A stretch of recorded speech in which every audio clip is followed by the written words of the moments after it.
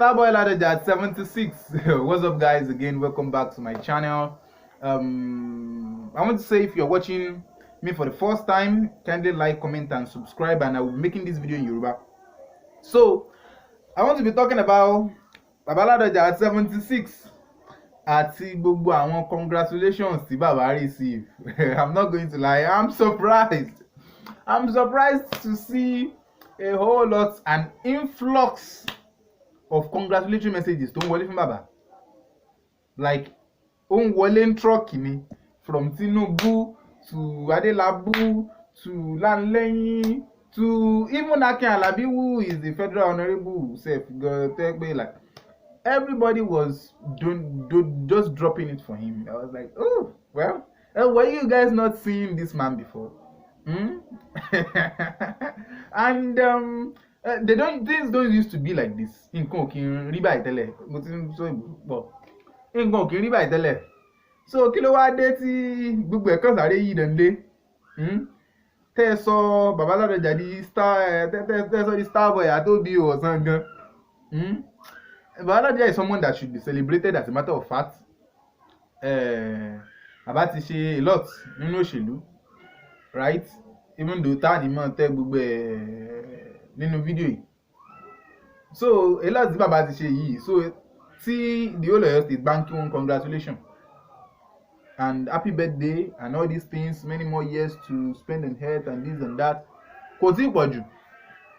But lọ́dọ̀ àwọn tá a mọ̀ pé mo ṣe irú ẹ̀ tẹ́lẹ̀, ìyẹn number one.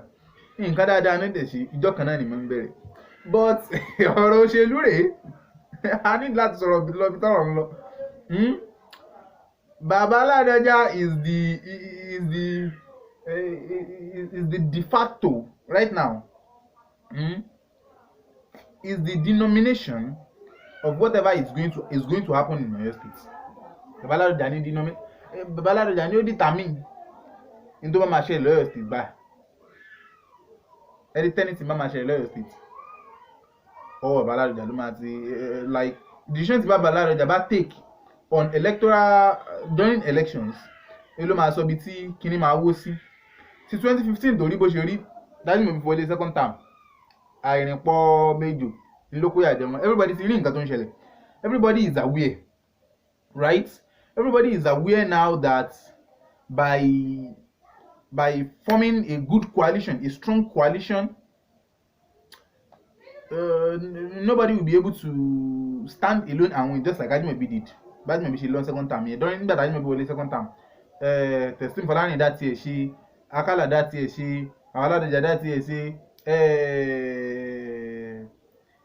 late Ajimobi dá tiẹ̀ ṣe. Ta ló fún contest ńgbà yẹn náà? Ṣèyí Mákindé tó di gómìnà. Ṣèyí Mákindé náà dá tiẹ̀ ṣe. Everybody dìbò rẹ̀ independently, no coalition. But lọ́tẹ̀ yìí, even despite that, pẹ̀lú ìbò tán dì against pẹ̀lú ìbò tí wọ́n dì ní 2015, tó bá jẹ́ wípé Teslim Fọlárìn nìkan ni o, mi ò sọ àwọn míì o, Teslim Fọlárìn nìkan ló fọ́ọ̀mù coalition pẹ̀lú Baba Ladeja, Ajimobi will be gone. Now let's say Teslim Fọlárìn and Ṣèyí Mákindé, right? You know, those were àwọn yẹn jẹ́ bí, according to the votes, they were the baby contestants as of 2015. They are not baby politicians, but as of the 2015 gubernatorial election, according to the results, they were the baby contestants. Àwọn ni baby contestants. Àwọn ni wọn ò tó nǹkan. Àwọn Akala ṣì ń score over 100,000 votes, like close to 200,000. Baba Ladeja and Ajimobi, they were rivaling. Was it not? I couldn't get the scores over my head because I just know Ajimobi scored over 400,000 votes. I'm sure about that. If my calculation is not wrong, right? So maybe polled over 327,000 votes, right? Baba Ladeja polled 254,000 votes. Ṣèyí Mákindé polled about 79,000 votes as well. Akala polled about almost 189,000 votes or so. Tó bá yẹ pé Akala nìkan náà da ìbò ẹ̀ pọ̀ mọ́ kí náà ti ń gbé nígbà ìbò ẹ̀pọ̀ mọ́ ìbò Baba Ládọjà of course Ajimobi will gone. tó bá yẹ pé Ṣèyí Mákindé gan ni even though it could be a few thousands ni wọ́n da ìbò ẹ̀ ní 2015 pọ̀ mọ́ bò Baba Ládọjà will still win. But nkálukú dá tiẹ̀ ṣe right and àyànpọ̀ ọmọ ejò wọn ó dẹ̀ fìyà jẹ wọn right. So kíní yẹn kò sí ẹnìkankan ò lè rí nǹkan fi bo ẹnìkan lójúmọ́ pé kíní kan right. Nígbà tí Ajimobi wà láyé the kò ṣẹlẹ̀ rí we won the second term and all these things everybody was seeing everybody rí pé wow Ajimobi ó kàǹkà ó kóńkò. But tọ́rọ̀ tó wà ń bẹ̀ ni wípé everybody ti rí pé lọ́wọ́ yìí with the structure tó wà ń lẹ̀ báyìí politically coalition ló lè ṣe coalition ló lè ṣe báyìí. So wọ́n ti wú lẹ́yìn right. Mo ṣàlàyé in one of my videos mo ti ṣàlàyé nǹkan tó ṣẹlẹ̀ láàrin Ṣèyí Mákindé àtàwọn lẹ́yìn right, which was that appointment to promise wọn ó ní kán wá sínú PDP wípé àwọn sí lẹ́yìn fẹ́ nominate ó ní kán wá sínú PDP àwọn táwọn ZLP àwọn Sàràfà àlì nǹkan kan tó fẹ́ nominate ó ní kán wá sínú PDP right kán tó nominate wọn. And in almost all states that has actually been how things have been done right. If they are going to appoint you as minister or commissioner or whatever or what's the name right, they will ask you to come inside the party right, or let me say you have to nominate someone that is in the party. So if you don't have someone that is in the party, you nominate that person and they will bring him into the party. That is actually the political culture, even though I don't know there might not be any constitutional what's the name backing this up, but that is how things have been done in politics right. Lérí Buhari kó lọ mú ara PDP kan wá kó sọ di minister, tó bá máa sọ di minister ẹni yẹn máa kọ́kọ́ di APC náà. That's how things have been. Culture, it's just like political culture, like that's how Babes theorem, So they are trying to woo Baba Ládọjà right now. And should Baba Ládọjà join any coalition with the Tinubu forces? Because if we are not going to lie, APC in Oyo State, APC Oyo State, Tinubu force ni. And every style, everything we could see has been Tinubu style, and every decisions that were made, or a lot of big decisions that were made during the Ajimobi's administration were influenced by Tinubu, right? So my advice to Baba Ládọjà is that Baba shouldn't have any political romance. Give a romance to Tinubu, right? Because in 2015, agreements not journey one hope all day. After 2011. After the 2011 election, agreements not journey àwọn Tinubu forces. Àwọn Ajimobi nǹkan one hope all day. 2015, right? During the election time, right? One hope all day no. So ìgbà tó wá di 2019 yìí, I'm sure that the likes of Tinubu would do anything. Let me say they would have done anything to, like anything possible, to make sure that they got the support of Baba Ládọjà during the 2015 election. So that Ṣèyí Mákindé ò fi ní wọlé and Adélabú ló máa wọlé. And I am sure that wípé kò kì í ṣe torí pé bóyá wọn rówó ná tó, bóyá wọn Tinubu ò náwó tó àbí nǹkan kankan. No, nǹkan tó ti wà ńlẹ̀ tẹ́lẹ̀, àwọn agreements náà fulfill tẹ́lẹ̀, àwọn political betrayals tó ti wà ńlẹ̀ tẹ́lẹ̀. Ẹni àwọn lẹ́yìn àwọn Sàràfàdín Àlì nǹkan yẹn inú ń kálukú fi ṣe kàkà kékú mọ̀ jẹ́ ìsì àyàfi ṣàwàdànù kàkà kí àwọn tán ní affiliation pẹ̀lú Ajimobi kan wọlé. Ṣèyí Mákindé tó yẹ pé kíní làwọn yàgbé fún ni, and Akala has already gone with APC tán bá sọ pé bóyá wọ́n fẹ́ fọ́ọ̀mù alliance náà pẹ̀lú ẹ̀. So báwo ṣe rí nù. So my advice to Baba Ládọjà is not to pé kán máa romance Tinubu, because they won't gain anything from it. Unless tí Baba Ládọjà bá ṣe tán láti jẹ́ ọmọlẹ́yìn Tinubu. Ẹni tí ó bá ti ṣe ọmọlẹ́yìn Tinubu tí ò fún ní total submission, absolute submission bí àwọn Ajimobi bí àwọn Arẹ́gbẹ́yìn tó pé they are under his party He is the one financing them. He is the one doing anything for them, and they can't make any decision without notifying him. Say Oṣù Olúbàdàn lọ́mọ gbà sí anybody lọ ni.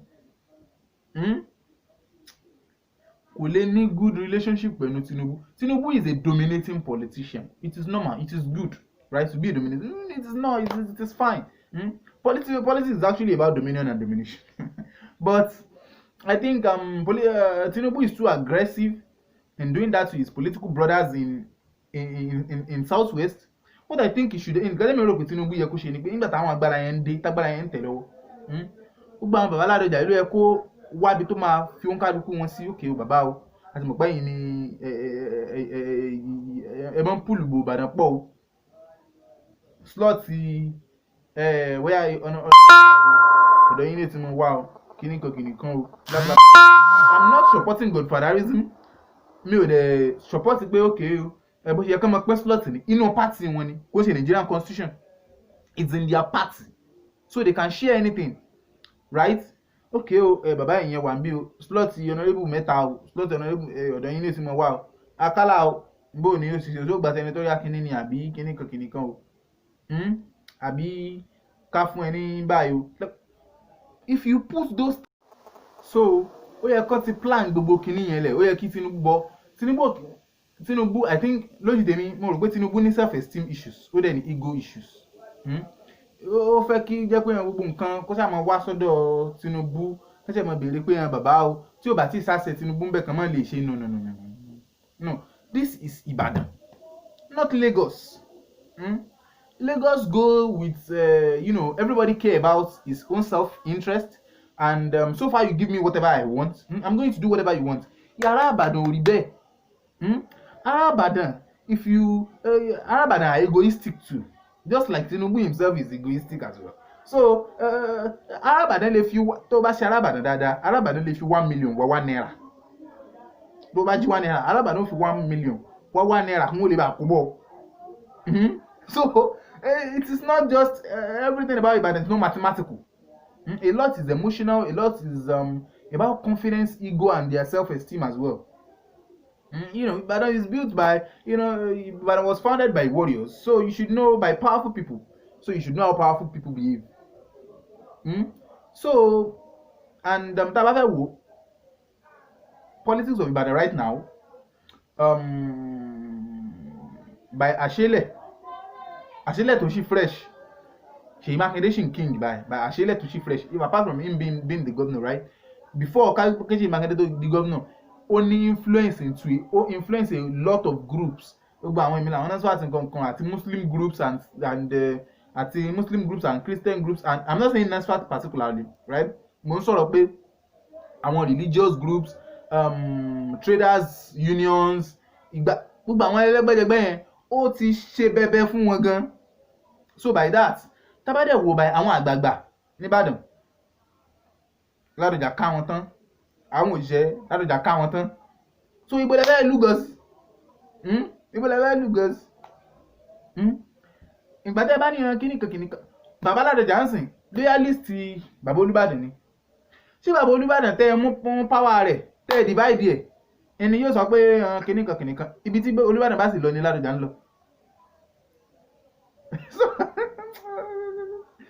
Look, if Seyi Makinde doesn't mess things up and Seyi Makinde doesn't fuck things up with Ládọjà, I'm not going to lie to you.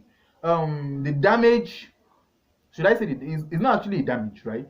The offense, the wrongdoing that the wrongdoing and the the disrespect that they have made the Olubadan and the Osi Olubadan to feel in Oyo State during the administration, it's irreversible ni.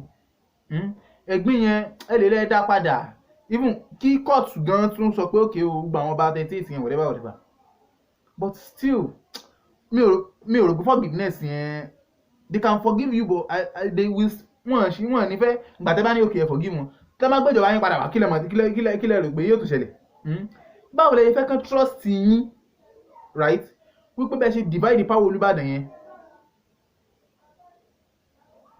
bẹ́ẹ̀ ṣe divide the power Olúbàdàn yẹn ẹ ní padà wá nígbà tẹ́ bá dé ìjọba kẹ́tún tó divide tẹ́ bá lọ reverse di ká ní court ti reverse decision yẹn kí ló fún aláṣọ pé Tádé Lábú bá débẹ̀ kò ní tún rù yẹn ṣe ìyẹn number one.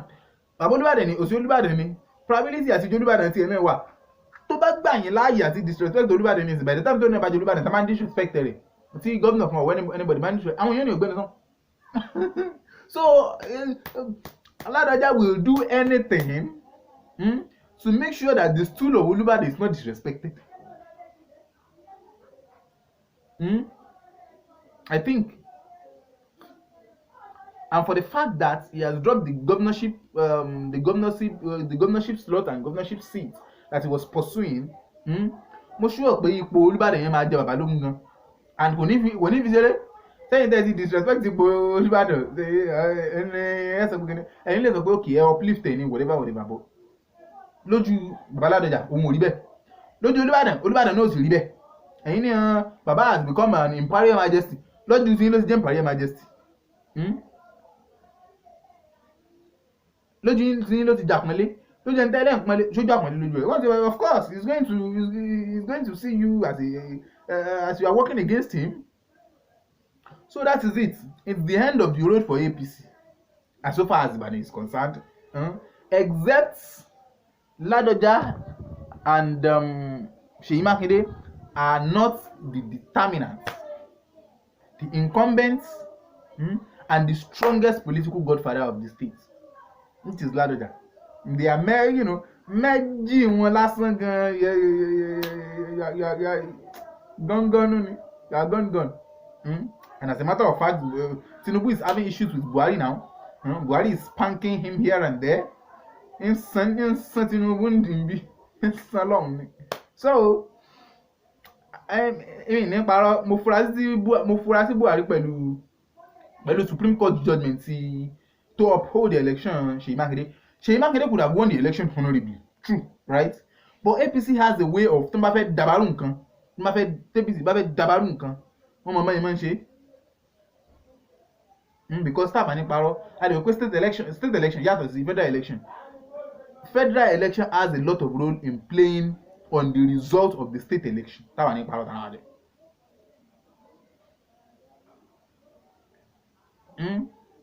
Àwọn Tinubu ìbá ti rí judgment yẹn tọwọ́ bọ̀, but the way they upheld the election like firm, it shows a stronger power is somewhere. So that's all I have to say about this. My advice is that Baba shouldn't romance Tinubu on anything. I think it's not worth it. It's not. I'm not saying it's not worth it too. It's not worth it. Like romancing Tinubu for what? You're not going to get anything from it, and I'm going to tell you that confidently. So Baba should do his thing. Join hands with Omo Makinde and take Oyo State to a greater level. So kò jù bẹ́ẹ̀ lọ àwọn ògbó lọ Ṣèyí Mákindé o tó bá bẹ̀rẹ̀ sí ní ṣe kíní aṣọ àmọ́ lọ́wọ́ ẹ̀ ní ti bẹ̀bẹ̀.